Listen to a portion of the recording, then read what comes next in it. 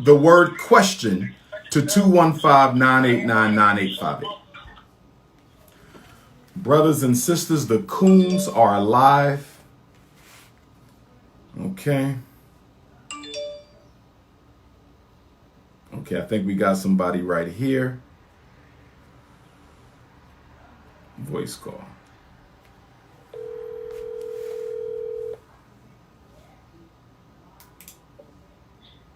Hello.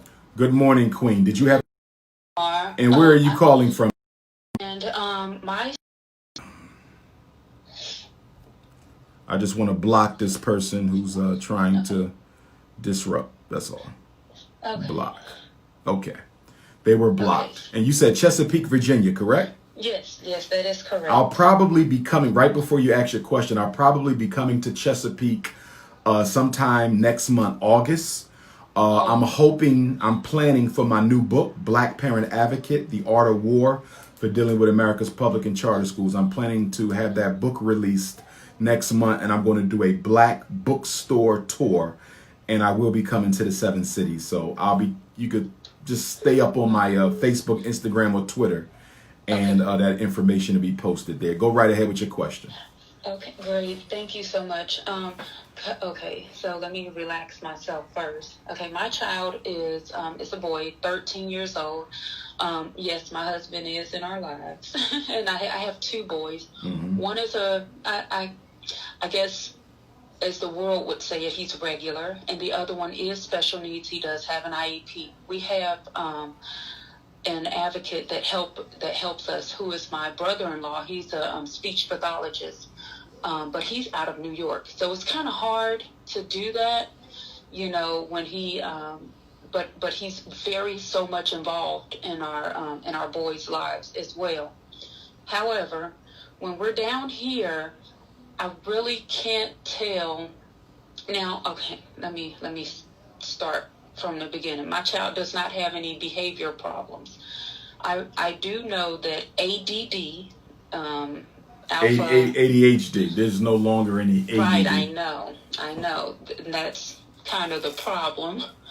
But they diagnosed him with autism and also ADHD. Okay. And I was wondering about that because, they tried to give him Adderall. Now, mind you, I only gave it to him. I did actually give it to him 2 years ago. But last school year, I did not give it to him at all. And he still did very well because both my husband and I hunkered down on him when it came to him actually doing his homework and doing his work correctly. But I mean, it was like we were in the classroom with him. We were always there. My issue is that do you think that natural remedies would help him focus better? Do you think that... and this is for a child who has a dual diagnosis or classification of autism and ADHD. Is that correct? That is correct. And now, what grade is he in? He's just now going to the 8th grade. Okay, so right now, the current school year, he's an 8th grader. Yes. And this is a public or a charter school? It is a public school. And is it predominantly black students, or what is the student makeup? It is predominantly black and Hispanic. But mainly black. And what about the teachers? They're mostly what? White. Mostly white. Okay. Mm-hmm. Question. Did you hear my earlier comments when I responded to the sister from the United Kingdom about behavior and having someone come into the school to observe the child? Did you hear about that? You know what? I did. I kind of heard a little bit of it. Let me review that a little bit. Let me review that a little bit. Couple of things. Number one, that ADHD thing, I don't support it. Because the only solution for ADHD is a medication.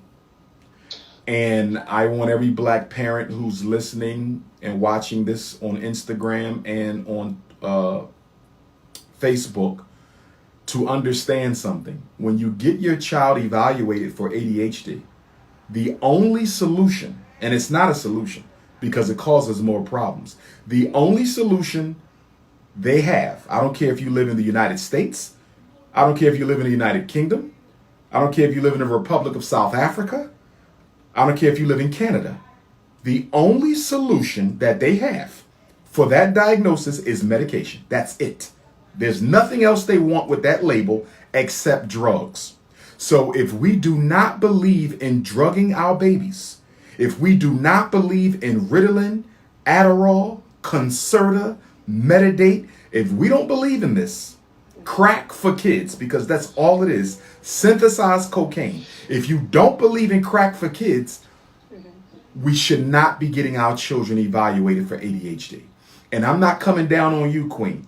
It's just that it bothers me for two reasons. And I don't fault our parents because y'all don't know this.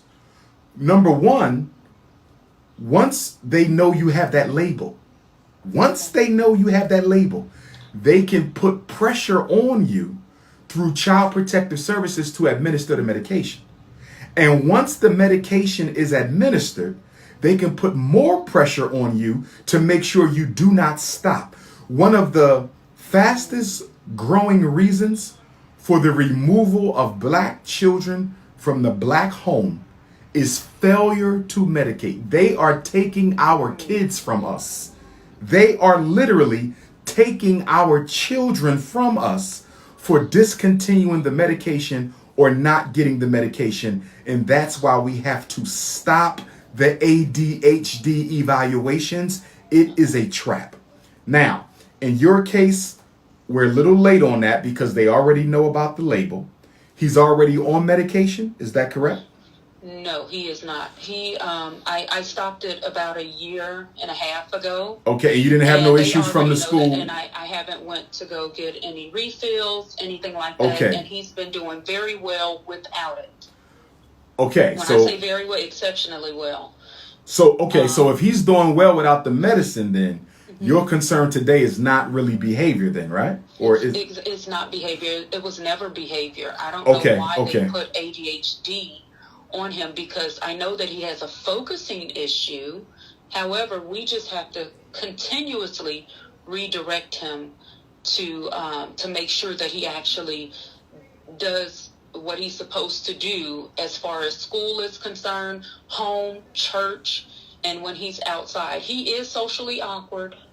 However, that doesn't deem him needing medication. Let me interrupt you for a second, because I want you to refocus me now, Queen, because I thought your main issue was behavior, but it's not. What is your main issue? What is your purpose for the call today? I want to make sure I'm clear. Because I want to know if he should take like not home remedy, but like natural. For what condition? Natural medications. For what? For focusing, to stay focused on the task that he is asked to do. Like even just, cleaning his room, he'll, do something else, go to his phone or something like that. I don't think, for me, and I want to be clear, focus is a byproduct of interest and motivation. Okay. Focus is a byproduct of interest and motivation. Now, I don't have a problem with you going to Whole Foods or the local black, herb store and getting you some ADHD herbal concoctions because they're out there. There's a product known as Be Calm. There's a product known as Calm Child. There's a product known as Melissa Supreme. Every herbalist has their own little remedy for ADHD, right? Okay. The problem, though, is no remedy can make a child focus. Okay. No herbs, no vegetarianism. Any herbalist who tells you that they got something that's going to make your child focus, they're lying. There's nothing that'll make a person. There's no food, no herb, nothing that can make you focus. Now, there's things that can calm you down.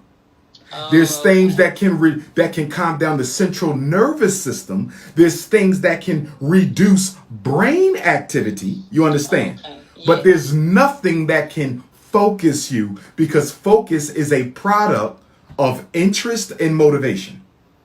Okay? Which is why, not to get off topic, but which is why I've been approached in the past by black herbalists who wanted me to endorse ADHD concoctions, and I cannot do it.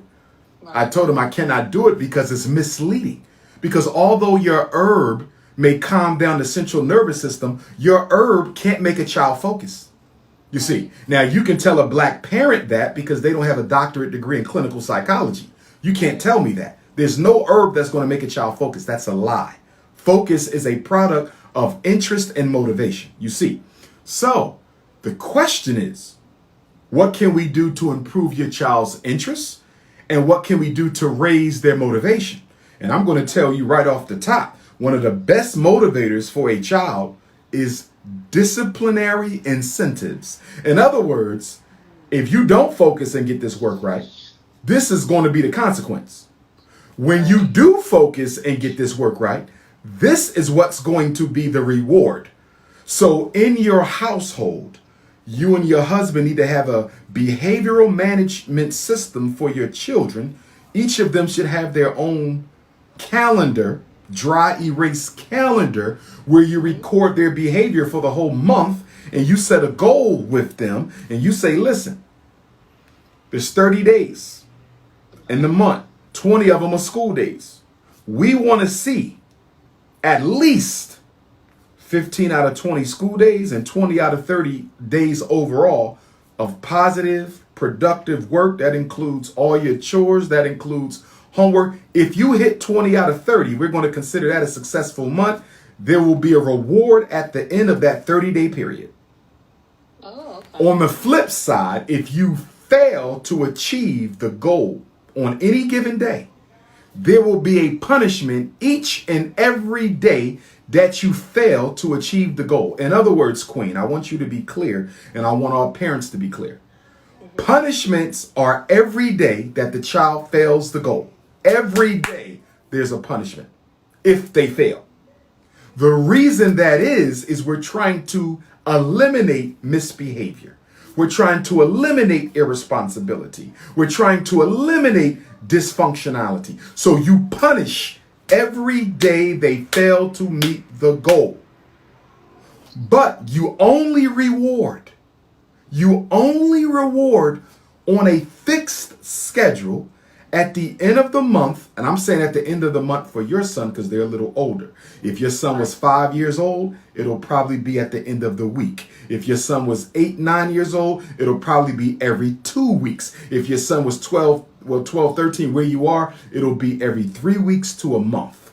Okay, the younger they are, the smaller the intervention window must be, if that makes sense to you. Okay? Yes. But you reward only on a schedule.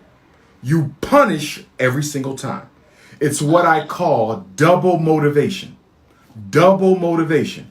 Punishments and rewards. If you only punish misbehavior and you don't reward positive behavior, you may not see any positive behavior. This is why kids end up getting abused by their parents, because the parent is only punishing misbehavior. If you only punish the misbehavior, you're not showing the child what you want them to do. So the child is like, okay, I'm getting my behind in trouble because I'm not doing what I'm supposed to do, but my parents are not showing me what I'm supposed to do. So when you reward the good behavior, then the child says, oh, this is what they want me to do. This is what they want me to see. You understand? So we have to make sure we punish the misbehavior, but we reward the positive behavior. Okay, so make a calendar. Yes. For each of my boys. I only have 2 boys at 13 and 9. Right. Every child has their own calendar. It'll be too confusing to have all that on the same calendar. I know, right? And when they do not do it, what they are supposed to do as far as school and home, within, you say, like a 20-day period, you reward them if they, max out the 20-day period? Exactly, because this is what's going to happen. Okay. You and your husband are going to decide what should be our reinforcement or reward schedule, right? So 13, I'm going off the age. So for your 13-year-old, 3 weeks to a month, I think will be appropriate for him. Your 9-year-old, probably 2 to 3 weeks, because he's a little younger. The younger the child are, the less discipline they're going to have. You can't expect the 5-year-old to go 20 days, you feel me, without messing up. You can expect that from a 13-year-old, 20 out of 30, because that allows them to basically mess up once every 3 days. That ain't too bad, right? Okay. So y'all decide that. Now, if your child is really off the hook, you might have to go 2 weeks. Because in other words, if he's getting in trouble 3 days out of 5, he can't go 3 weeks because he's getting in trouble 3 days out of 5. So I might start him off on 2 weeks. At the end of 2 weeks, if you give me 7 good days out of 10, that's going to be considered a successful week, and there will be a reward at the end of the 2-week period. The point is, Queen, is you got to meet your child where they are. Okay. In other words, don't demand excellence of a child who's not excellent. We got to work to it. So you might say, Dr. Umar said, 30 days. He want 20 good days out of 30. That's a 30-day reinforcement schedule. But you might say, my son can't. That's a bit much for him. We're going to start him out on 14 days. And it's perfectly fine. It's all about meeting your child where they are and then growing that behavior. What's going to make or break it, though, is how consistent you and your husband are. You have to be consistent. The number one reason we cannot change behavior is we're not consistent with the punishments or the rewards. We are helter-skelter. We are scatterbrained, which is why I always tell parents, you cannot teach discipline if you don't have any. You cannot teach discipline if you don't have any. You cannot teach discipline if you don't have any. And the beautiful thing is you're in a home with a 2-parent home. Right? So you don't have to do this on your own. A lot of our mothers are single mothers. 67% of our kids are being raised by the mother alone. And that's going to be tough on her to raise those kids, pay those bills, and manage behavior. But you have a husband. So together, there's no problem.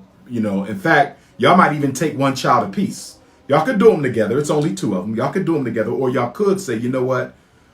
You take him, I'm going to take him. It's totally up to you guys. But you got to be consistent. Consistency. Because here's the thing. If your son is more committed to maintaining his misbehavior than you are committed to changing his misbehavior will continue. You have to be more motivated than your child. And this is the big mistake we make. Because we say we're going to do this behavior plan. But guess what? The kid already knows that my mom ain't got no willpower. If your son knows my mom ain't got no willpower, he not going to take your behavior plan serious because he know by the weekend you're going to throw your hands up and walk away. And the problem is our children often have more willpower than their parents. Our children often have more willpower than their parents, and that's the problem. I also have another question. Sure. It came up where my 13-year-old wanted to switch to a quote-unquote regular class. For last school year, just just about a month or so ago. So just last school year, he kept pressing us to go to a regular class because he wanted to be with the quote unquote regular kids. Is this the autistic kid? This is the 13-year-old. Okay, go ahead. I don't have an issue with my 9-year-old. Gotcha. Just my 13. Go ahead. So he's pressing us to go to a regular class. Both my husband and I said that we don't think that he is mentally ready because he's so socially awkward. He says the wrong things at the wrong time. He kind of pushes himself to be somebody's friend. Okay. But and then they kind of shy away from him because of some of the things that he says. Okay. It's just not. Some things are inappropriate. Some things are just awkward. You know. However, we're not that worried about that side of it. Okay. We're more worried about him being able to stay on task with the assignments that will be at hand. It will become 9th grade. So we're thinking now in the future of, should we, when he gets into high school, into 9th grade, should we put him into a quote unquote regular class with the other students just all the way through? Okay. No special education, none of that. Okay. Because he's been in this class since, goodness gracious, since he was very young. I would say second grade, So third let grade me jump until in. now. Let me jump in. Yes. Yes. So your autistic son has been in a self-contained special ed classroom since what grade? I think second grade. Okay. So he's been in a full-time special ed class from second grade to the 8th grade. Is that correct? That is correct. But he's had some classes, not all. Right. At least 2 classes outside of the special education. And what classes were those? It would probably be like science or English, something like that sort, or social studies. I know definitely social studies. Okay. This year, and let me answer. I got enough info. Reading. Gotcha. Okay. This is a good one. So we have a kid, autism, been in a full-time special ed class from second grade to 8th grade. He told his parents he's ready to get out that special class and go to the regular class. Right. Okay. First of all, I'm proud of your son. Second of all, the fact that he's saying that tells me he don't need to be in no special ed class all day. Okay? Right. I wish we would have had this conversation about 4 years ago, because it's never a good thing to leave any child in a special ed class full time. Okay? Unless he also has a concomitant disability of intellectual disability. Is your son intellectually delayed? No. Okay, no. He's not. So actually, can you elaborate a little bit more on what that is? I am. Intellectual disability is what used to be called mental retardation. Oh, no, he doesn't. No. Exactly. So he should have never been in a full-time autistic class anyway, that long. Okay? Okay, now I do understand your concern. You don't want to take a kid who's been in a full-time class since second grade and thrust them into a regular class cold turkey, right? Right. So what you want to do is you want to start stepping him down. And so what I mean by stepping him down, and of course school is out right now, but let's say they go back in the fall. And so in the fall, he will be in 9th grade, correct? No, he'll be in the 8th grade. So, he will be in the 8th grade. So he's in the 7th now then? I guess you could say that. Because he passed to the 8th grade. When it's the summertime and they pass to that grade. Right. Okay, so he just finished the 7th. He's going to the 8th. That's correct. Yes, he just finished the 7th grade. Okay. He is going to the 8th. So when he go to the 8th grade, what I would do is I would step him down by 50%. So half the time in the special class, half the time in the regular class. And then I would, make sure I monitor my son, stay in close communication with him about how he's doing. And let's say by the new year, okay, if he says I can handle more of the regular class and his grades support that, I would step him down even more to maybe only 25% of special ed. Okay? And then by the time he gets to high school, full-time regular education. So I do believe in stepping him down. I don't believe in cold turkeying him. Now, once you step him down and he ain't got no adjustment issues, and he like, look, mom and dad, I'm liking my class. I don't need to go to that special class no more. Then go ahead and call an IEP meeting and exit him out of special ed altogether. He should have been part-time these whole 6 years anyway. He should have never been full-time. And this is why I'm saying this. Okay. And I'm going to get your response, and then I'm going to move on to another call. But we can always schedule a private consultation. Autism is a communications disability. Just because you have autism don't mean you have a problem learning in the regular class. Your son's issues are mostly social skills, okay, which is what autism is, a limitation in verbal and nonverbal communication with others. So what your son needs is social skills training. Y'all need to get that on the IEP. What he might also need is a one-on-one aid in the class. A one-to-one aid in the class to help him navigate the social terrain. But what you don't want to do with an autistic child,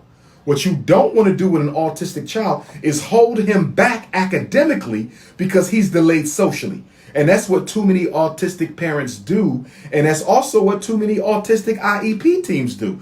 They will say, even though your son can handle regular work in the regular class in 8th grade, because he's socially awkward, we're going to deny him appropriate academics in the regular class. We're going to deny him that, even though he can do it, we're going to deny him that and hold him back in a full-time autistic class because he's socially awkward. He's always going to be socially awkward. He's autistic, but we don't want him to also be academically awkward.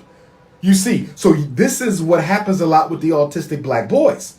You see, their academics is being punished to the social. Don't ever do that. Give him the supports that he needs in the regular class to be successful there. So if it's me, I'm calling an IEP meeting and I'm demanding a one-to-one aid. Now, he don't need one all day long.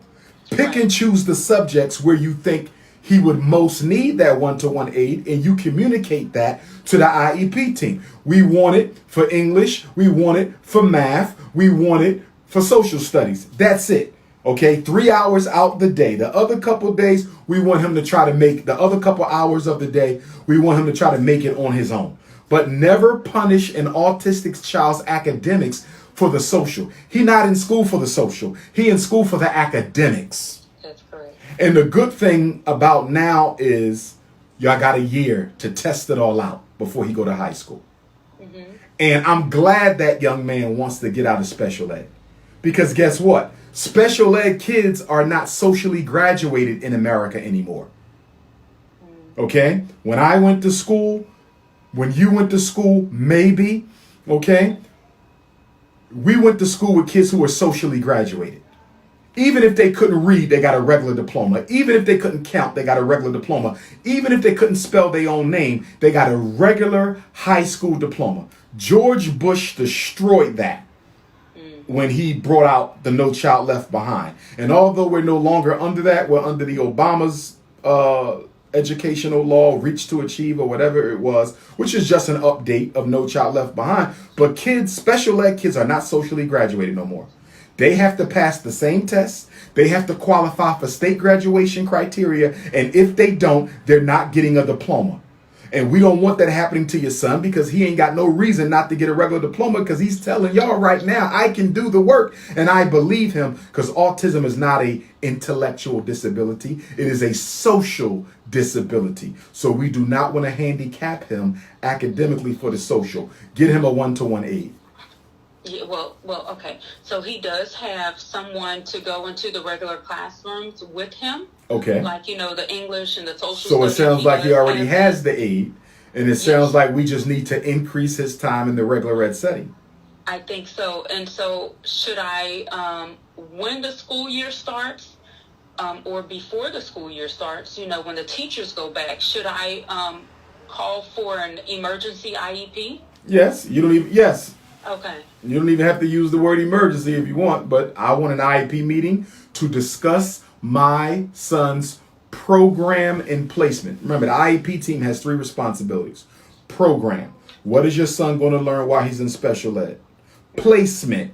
Where is he going to receive his special ed? So your issue is predominantly placement with some program. Program is special ed curriculum, right? So you want to reduce full-time to part-time. That's a placement issue, right? So IEP team is placement, the where, program, the what, okay? And yes, you want to call an IEP meeting, let them know I want to reduce my son's level of service. I want to reduce my son's level of service. I want to reduce him from full-time down to 50%, 75%, and they're going to fight you. I'm going to tell you right now, they're going to fight you because once a black boy is in special ed all day, they don't like to let him out of special ed jail. But you're going to have to let them know, if you don't make this change, I will not sign the IEP. And you can also take them to due process and make them reduce his level of service. Level of service. Level of service. IEP. Program placement progress. You're going to reduce your son's level of service. That is a placement concern. Okay. You got me? So because I know he can do the work. Because both my husband and I, we are on it. When I say we are on it, I think they're actually tired of us. Let them get tired. You don't care about them. We don't care about them. They get paid. We don't care if they get tired or not. Can't stand him. He has a PhD. They hate him. Yeah, we don't care about what they think. It's all about the child. The only people who got to live with the consequences of your child being miseducated is you and your husband. I don't care how much attitude they got. And you actually, if you want to, you can call an IEP meeting now. You don't even have to wait because the school year is out.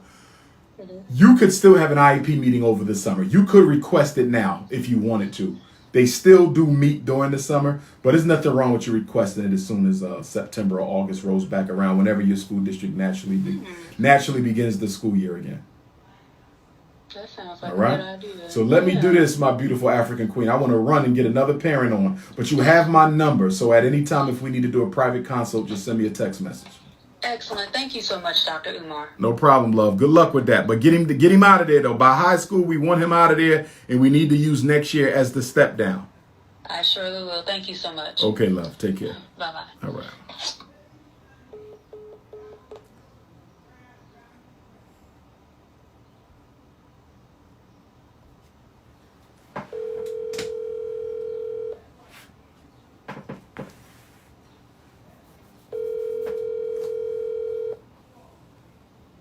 Hello.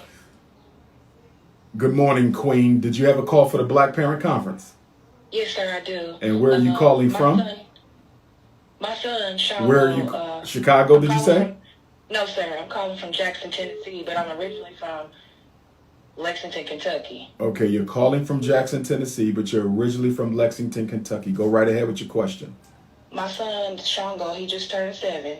I homeschooled him from pre-K all the way up until he went to public brick and mortar school. We had used a virtual academy, which was also a public school. Okay. But I did it because he has a speech impediment. He stutters.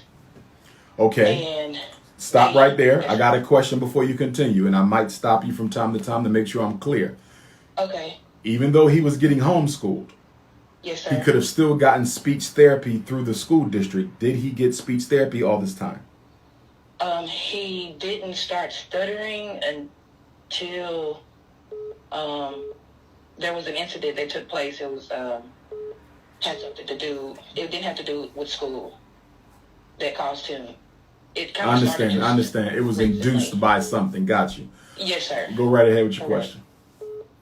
And as well, I'm a single mother, and I was working, and so I had to put him in brick and mortar because it was just overwhelming for me.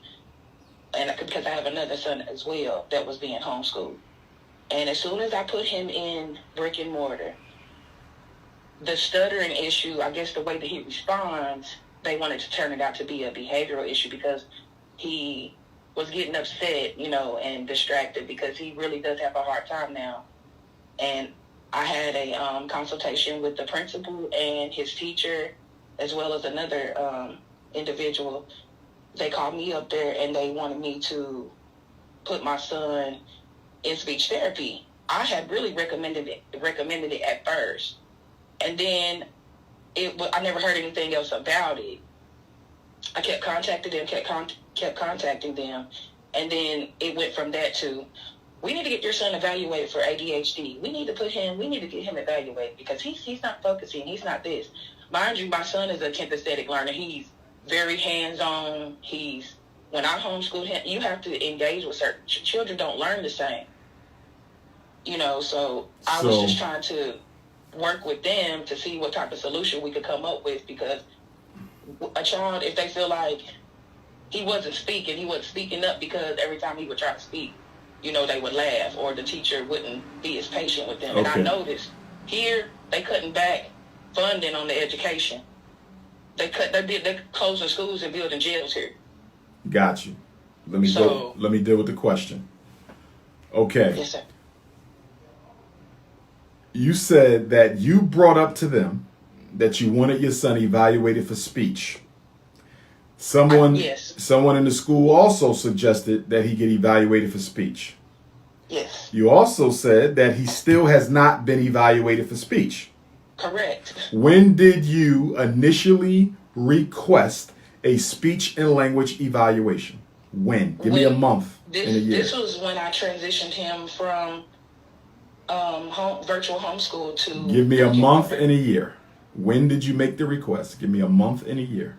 This was in October of 2019. So October of 2019, you made who did you make the request to, and how did you make the request? Well, I made the request, when you have to enroll your child. No. I want you to be specific. Who? I made it to did the you principal. say it to the principal, special ed coordinator, school counselor? Who? I had to talk to the principal. So you made the request to the principal? Yes. And you made it verbally? Yes, sir. I sat down with her and had a meeting. Okay. And you still remember who you made it to, right? Yes. Well, now the schools have been closed since April. No. Stay with me. Stay yes, with sir. me. You adding stuff that ain't got nothing to do with my questions, beautiful. Okay. You remember who you made your request to? Yes, I do. Okay. This is how you need to deal with this. A school has 60 days to evaluate a child and provide the parent with the evaluation report. Do you follow me? Yes, sir. 60 calendar days. You made your request October of 19. So that means sometime during December of 19, no later than January, depending on how late we were, you should have had a speech and language evaluation in your hand. After you told the principal that you wanted to eval, you should have been given a permission to evaluate form. So what you're telling me right now, if it's all correct, the school has failed to provide your child with the speech and language evaluation that you requested. That is a federal violation of their obligation. With that being said, if it were me, this is what I would do. I would write a letter to the principal and I would carbon copy the director of special education for the district. I would write a letter to the principal and I would carbon copy the director of special education for the district. And I would say I made a verbal request to the principal during a meeting October of 19 for a speech and language evaluation. Everyone in the school knows that my son has a stuttering problem. I was never given a permission to evaluate form. My child was never evaluated. It has been more than 60 days. I am now demanding an independent speech and language evaluation.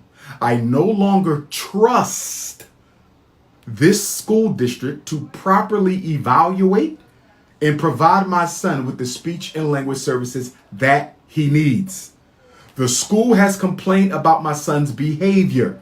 But his behavior is the result of frustration that grows out of the fact that you all have failed to evaluate and provide him with the service. Any child with a speech problem who has trouble communicating is going to get frustrated and get angry. He don't have no ADHD. He's not emotionally disturbed. He got a speech problem that's being ignored. Subsequent to him being evaluated, y'all also need to develop a functional behavioral assessment and positive behavior plan for my son, as this is required by federal special ed law whenever you have a disabled child with a behavioral issue. And then they're going to come back and say, well, let one of our other speech therapists evaluate him. And you're going to say, no, I want an independent. And the reason I want an independent is because teachers are already trying to get my son diagnosed with ADHD and put on meds. So I don't trust nobody in your district to fairly evaluate my son. I want it done by an outside provider who will not be influenced by anybody who works for this school district. They were also suggesting to hold him back. Stop. Did you understand what I just said? Absolutely. Okay. Continue. They were also suggesting to hold him back in kindergarten because of it. And well, he's not in kindergarten anymore though, right? You said he's 7. Yes. So what grade is he in this year that just ended? In the first grade when they did all this. No. What grade did he just complete this year that just ended? What grade? First grade. They want him to repeat it. No, I wouldn't let them repeat. No. I wouldn't. I would tell them, y'all failed to evaluate and provide services. My son is going to the second grade and he's going to go to second grade with the services that he needs. You need an independent evaluation. You should write the letter. You should email it to me. You should let me take a quick look at it and then send it into the school. That's your situation. Have your email? I'll text it to you. Text me. Well, you have a pen. I'll give it to you now. You got a pen? Yeah. Yes, It's sir. DRUMAR Johnson. DRUMAR JOHNSON. Dr. Umar Johnson at yahoo.com. Thank you so much. All right. I'll look to talk to you. Keep me posted on what's going on. Thank you. All right, guys.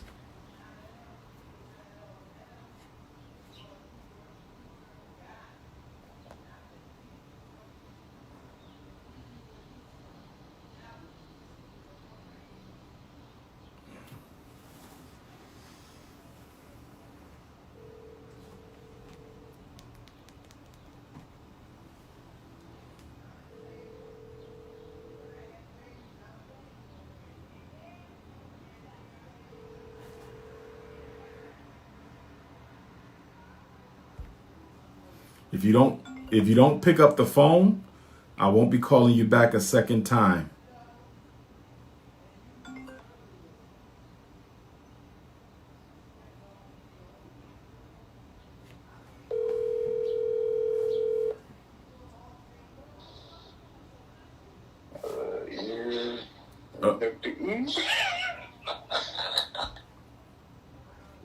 That was a coon. That was a coon. That was a coon.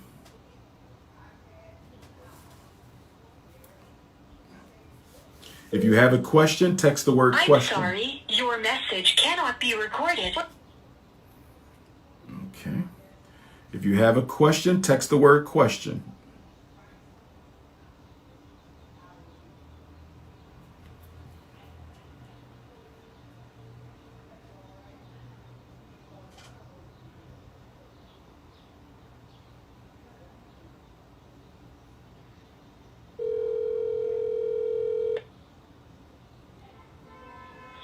Hello? Yes. Did you have a question for the Black Parent Teleconference? Yes, I did. Okay. So, Can you wait? Stop. Can you turn down the TV or radio or whatever you got on in the back? It's too much background noise. is that better? Yes. Where are you calling from? Minnesota? Minnesota, did you say? Yeah. Okay. Go right ahead with your question. Okay, so now I can think better. So the question is, I have my 13-year-old son. I have been dealing with these schools out here for the last 7 years. Well, last 6 since 2014. He was introduced into the school. We're in a predominantly white neighborhood, predominantly white kids. He's one of few. Okay, so we started out with having issues with his diet. His diet was the issue. He had major issues where he couldn't eat corn, soy, wheat, peanuts, treatment. So we got that issue fixed. Okay? Then we've come to the issue of, and so he was more or less ostracized while he was going through that situation.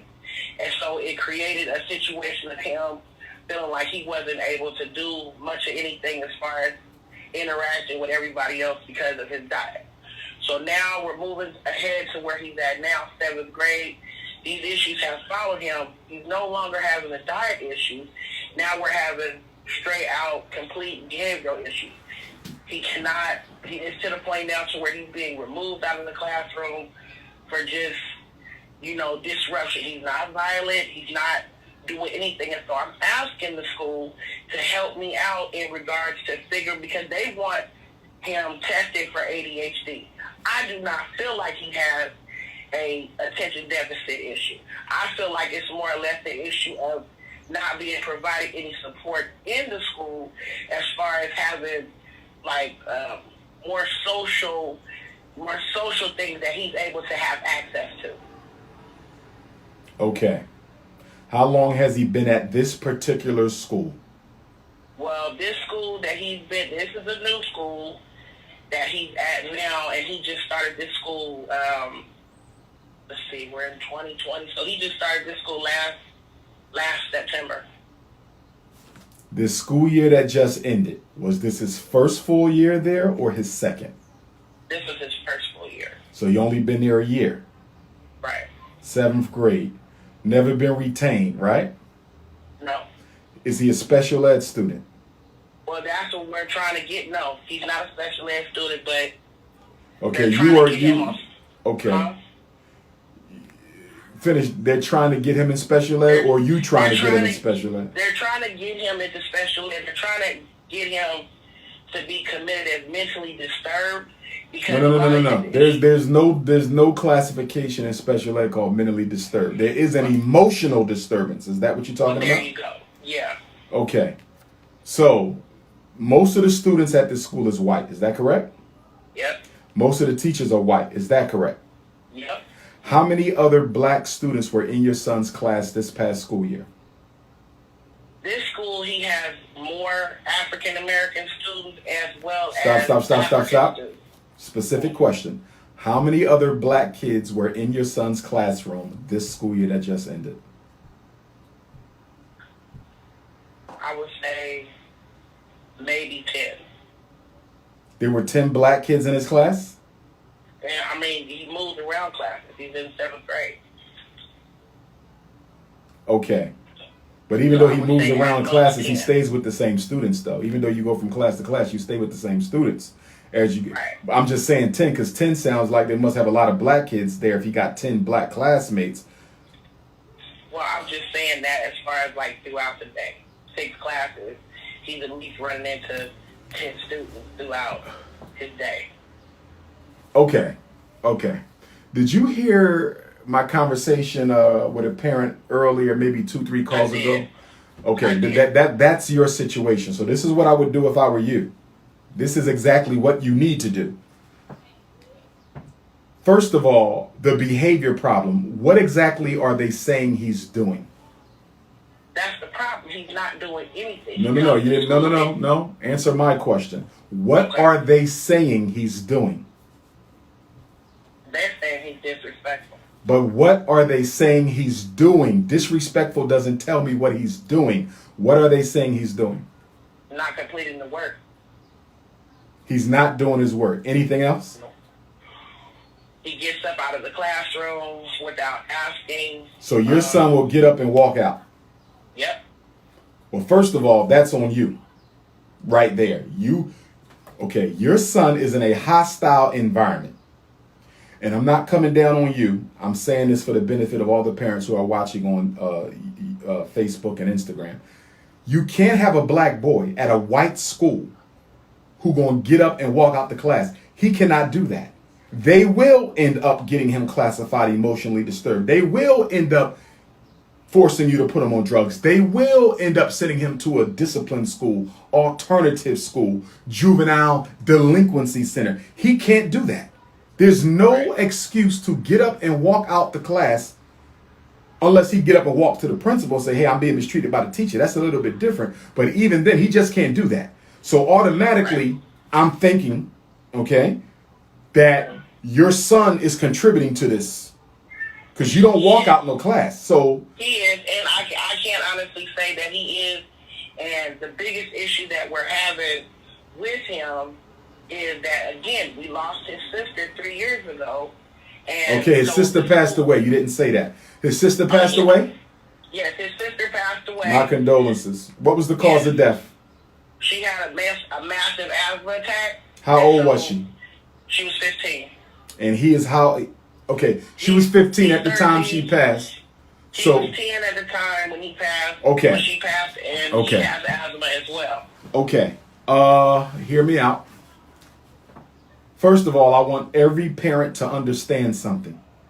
It is always what y'all don't tell the psychologist that could have made all the difference in the world.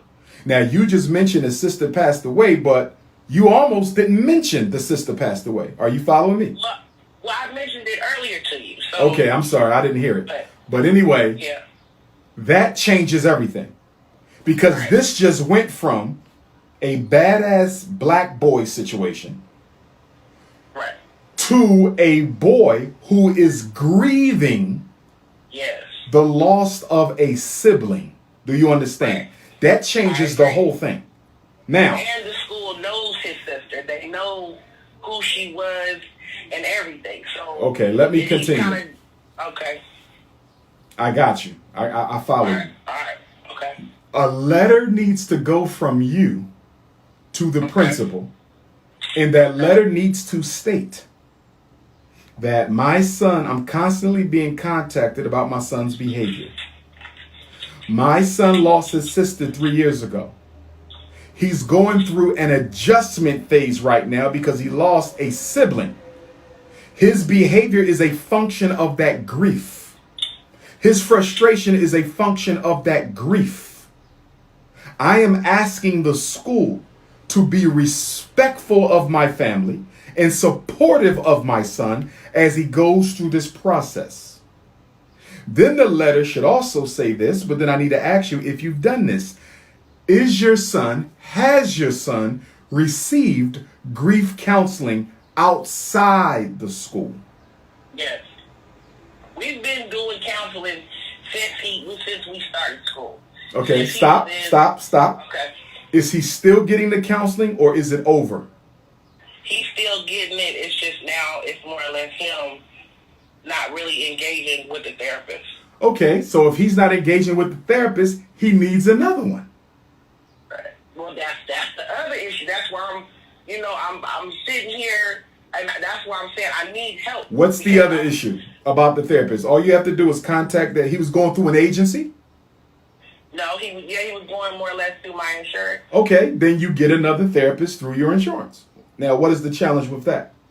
The challenge with that is he wants a man. We're dealing with a lot of women.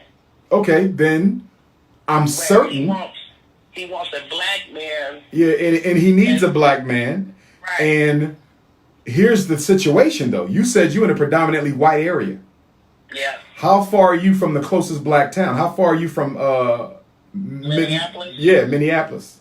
I'm about a 25-minute Okay, drive. so you can drive. So what you want to do is get on the phone with your insurance and a lot of times they don't break it down by race. That's fine. That means you're going to get on the phone and you're going to call every provider that they give you. And you're going to ask them, do they have a black male therapist on staff? And if they say no, you're going to ask them, do they have any recommendations for one? Okay, so you're going to have to do some work, get on phone, call every provider till you find a black male. If they don't have one, always ask, do they have a recommendation for one? The other thing you can do, you should do, contact the universities and colleges where you live. Okay. And speak with someone in the counseling department or the psychology department. The counseling department or the psychology department, and ask them, do they have a black male in the counseling department or the psychology department? And you can take your son to the university's counseling center and meet with the black male there, which might be a student in training, but that's fine. Right. If none of the ones in your area have one, then I'm certain there's a black male on staff in the counseling department or psychology department at one of the colleges in Minneapolis, including the community college. So you can find him a black male. College. Okay. Okay. So don't just look for the U of M. Go to like the other little smaller colleges as well. Yes. Okay. Contact every college, the private colleges, the Catholic college. Contact them all. There's a black male around there somewhere. All right. More than one, I'm sure. Okay. And you said for counseling or the counseling department, the psychology department. The counseling department is the department at the college that counsels college students with problems. The psychology department is the psychology academic program, but most psychologists who work for the academic psychology office, many of them are counselors too, because that's what we do as psychologists. So you want to do both. The counseling office, the psychology office, you want to get a number for both. When you call the college's main number, you want to ask for the number to the counseling department and the number to the psychology department. Okay? So that's the therapy part. So this letter is going to be about grief. You got to get your son a better therapist, but at the same time, you got to talk to your son now. Because this will slow it down, but it won't stop it. You're going to have to get on him because he's in the 7th grade. And if he's still doing this, by the time he get to high school, they're going to jam your son up. And that's what I'm trying to get him to understand as well. And it's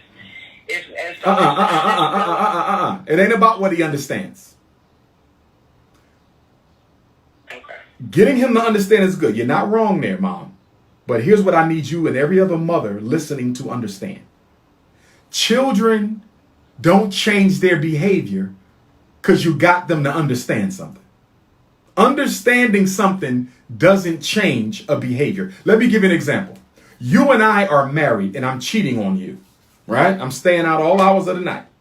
I come home and you get me to understand that me cheating on you is hurting you. You get me to understand that me cheating on you is causing depression. You get me to understand that me cheating on you is making you an alcoholic or a weed head. Me cheating on you is affecting your ability to do your work. You've explained all of the effects that my cheating is having on your life. Do you think that's going to stop my cheating? No, it's not. What's going to stop my cheating is when I come home and your ass ain't there no more and you went to go live with your sister for a while. That's what's going to stop my cheating because I don't want to lose my woman if you're that important to me. My point is, sister, my point is behavior is a function of consequences, not understanding. Behavior is a function of. So the question is, what consequences are you putting in place for your son at home when he don't do what he's supposed to do? That's the only question. It's okay. I can tell. Okay, see now this is the issue that I'm running up against.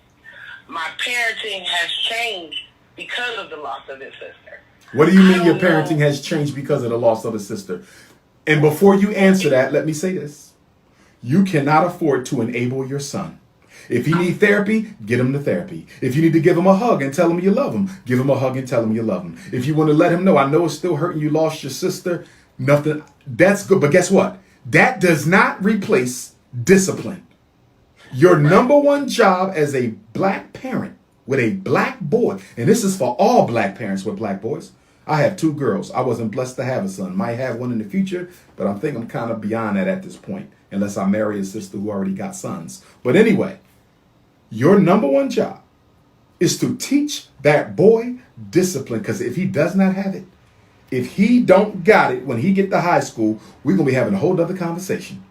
You cannot enable him. Don't let the fact he's grieving his sister, don't let that fact make him believe he can do what the hell he want now. He still has a life to live. He still has to deal with racism, and you still have to prepare him. Okay. Don't get me wrong, sister. I noticed. I got what you said. It's just like I said, it's different for me now because the way I used to come out, real aggressive. You don't have to be aggressive. You don't have to be aggressive. One of the mistakes black mothers make is y'all feel you have to be aggressive. You don't have to be aggressive. You have to be consistent. The reason why you're aggressive is because you're not consistent. In other words, all you have to do is say, this is the consequence. You ain't got to yell. You ain't got to scream. You ain't got to do nothing. This is the consequence. That's it. You get aggressive when either the child doesn't respect you or you're yelling because you don't want to give a consequence. The reason mothers yell at their sons is because normally y'all too lazy to give a consequence. The yelling takes the place of the consequence. The screaming takes the place of the consequence. The raising of your voice takes the place of the consequence. Stop raising your voice. Stop yelling. Stop screaming. Be a lady. And as a lady, tell him, because you did this, this is the consequence. I don't want to hear nothing else. You don't have to yell. You don't have to get aggressive. Be consistent. The more consistent you become, the less screaming you have to do. Okay. You follow me on that? I got you. How many children you got in that house? I have 2, but my oldest she's 21. So he's the youngest. He's it. Wait a minute. You said your oldest is 21. Is that a male or female? Female. Okay. Well, she need to be helping you. The 2 younger ones, you got him, and the other one is a boy or girl. Well, the other one is the one I said has passed away. So I only have 2, which is the 21-year-old and my son 13. Okay, so the other problem, he need a black male in his life. Yeah, he does. He got nothing but women around him. Nothing but women around him. That's all he's had. So you know what I would do? Not only do you need to find him a therapist in Minneapolis, you need to find him a program of black men and boys in Minneapolis. I would contact the Boys and Girls Club, the YMCA, the black churches, the black fraternities.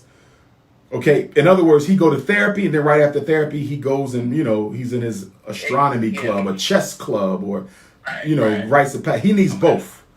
Yeah. Where's his biological father? His biological father. I mean, honestly, I sent him out there to see his dad last summer, and it was just he sent me back a nightmare. Basically, he's very. Where is he?